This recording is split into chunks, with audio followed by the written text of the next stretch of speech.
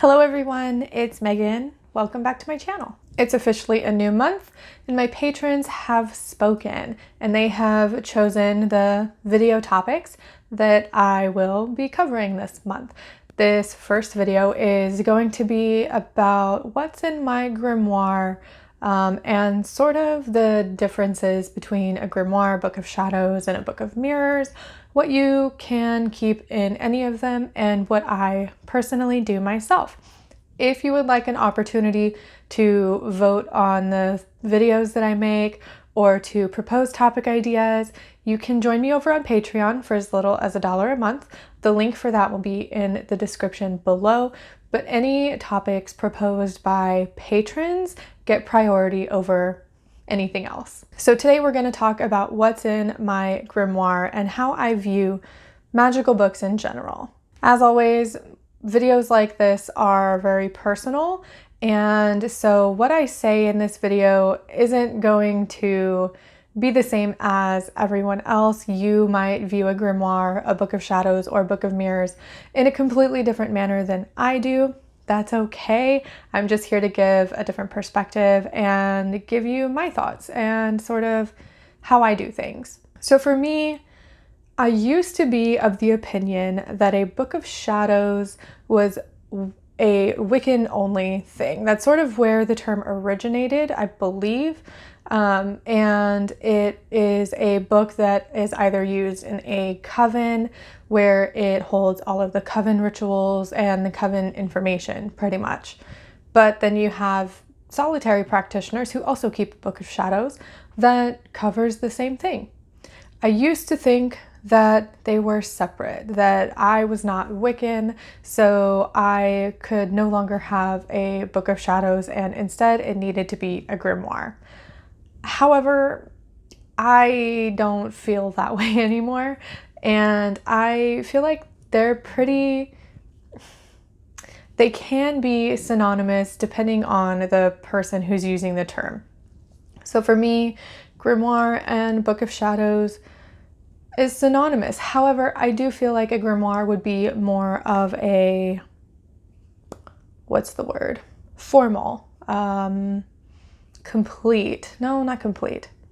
I don't know, sort of like it reminds me of a final draft, I guess, of a book of shadows. Now, a book of mirrors, on the other hand, is different. A book of mirrors is used for reflection. In my case, this would be where I put any meditative experiences that I have, any dreams that really stand out to me that feel like they might be significant, any of my divination practices, not necessarily how to do those divination practices, but any sessions that I do for myself and any readings that I do for myself. Those would all go into a book of mirrors. It is a reflection of your practices and your experiences, sort of like a journal.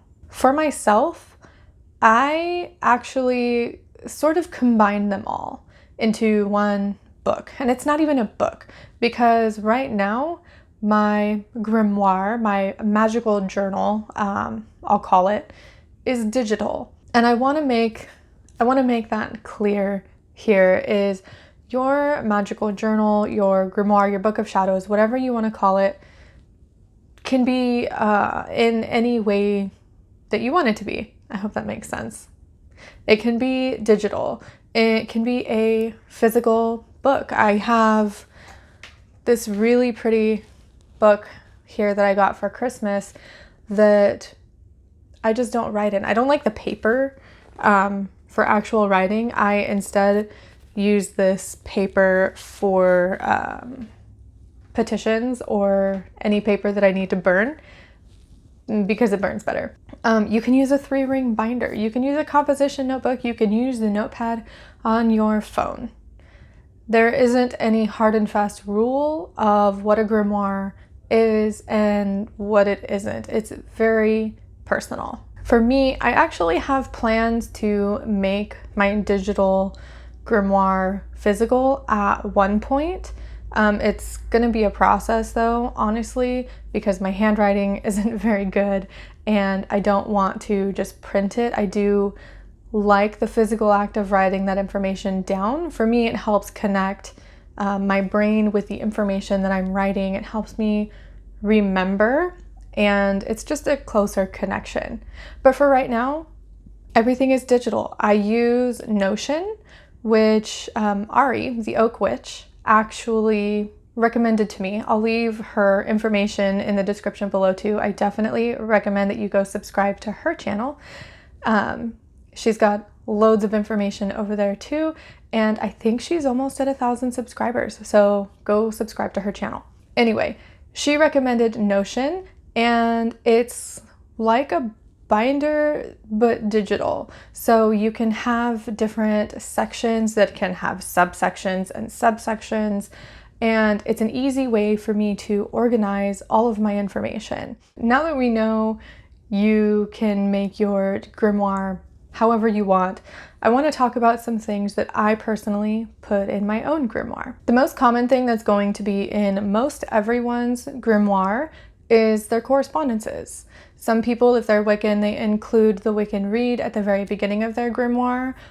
They will also include a grimoire blessing or a curse, depending on who you want to read it and what you want to happen if someone does read it that's not supposed to. But correspondences are going to be one of the main things that you will often find in someone's Book of Shadows. These correspondences, we all know how I feel about correspondences. If you've been here for a while, they're going to be either personal or they're going to fall in line with your specific tradition. So for me, most of my correspondences are in my head. I have a couple of them in my grimoire, but I haven't taken the time to really write any of them down because they're personal for me and I just remember them, I guess. But you can include correspondences for colors, and if you want to get deeper into it, journal about how those colors really make you feel rather than finding a correspondence list from Pinterest and just copying and pasting it from Pinterest to your own Book of Shadows. I find that it can help if you don't have a very good memory or if you're just starting out and you're collecting information, to include information that you are constantly referencing. So if there's something that you're always using in your spells or something that you're always seeing or learning about, then include those first. For example, a lot of people include quartz and rosemary for some of their crystal and herb correspondences. These are very common stones and herbs, and a lot of people use them on a regular basis. You also might want to include different spells and recipes, especially if they are ones that you're either going to continue using regularly and you know that they work, or ones that you even want to try. These can be spells for home protection, self-protection, charming jewelry. I do a lot of that. Charging your coffee, different food recipes if you do a lot of kitchen witchcraft. I know I have some bread recipes that I really like that I need to add to my grimoire. There's really no limit on the spells and recipes that you can include. If you make oils, put your recipes in your grimoire. That way it's easy for you to reference back to them, and it leads me into the next thing that I use my grimoire for.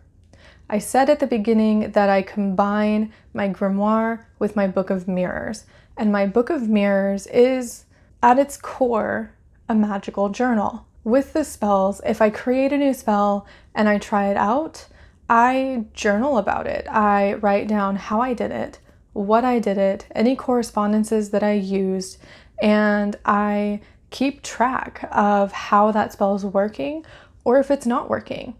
This allows you then to reflect on the spells that you have cast in the past to see what worked for you and what didn't.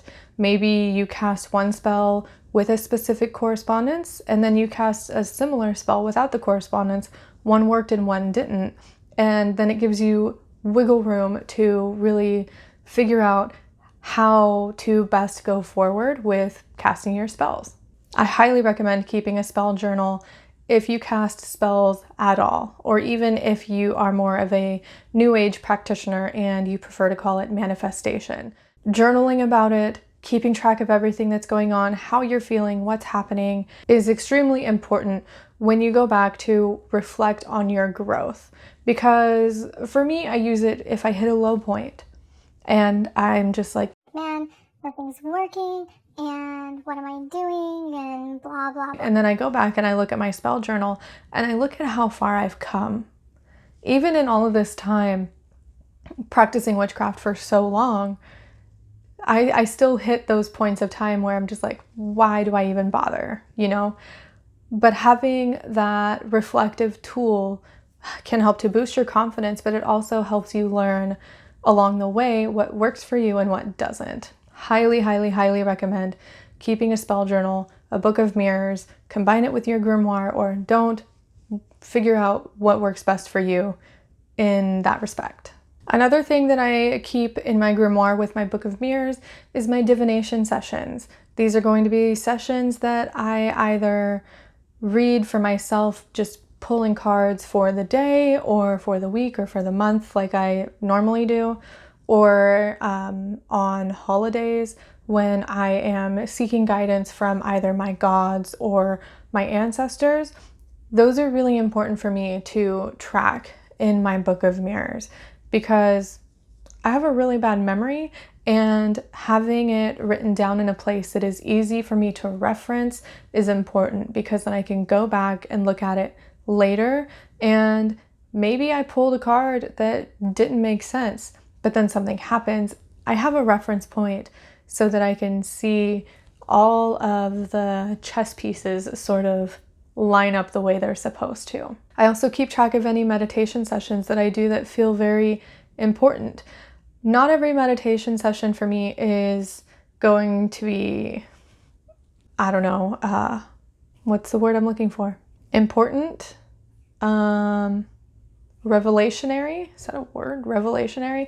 Not every meditation session is going to reveal information from the gods or my higher self or my ancestors. Sometimes meditation is just a focus and practice keeping that focus on one thing. Sometimes it's used in tandem with grounding and centering.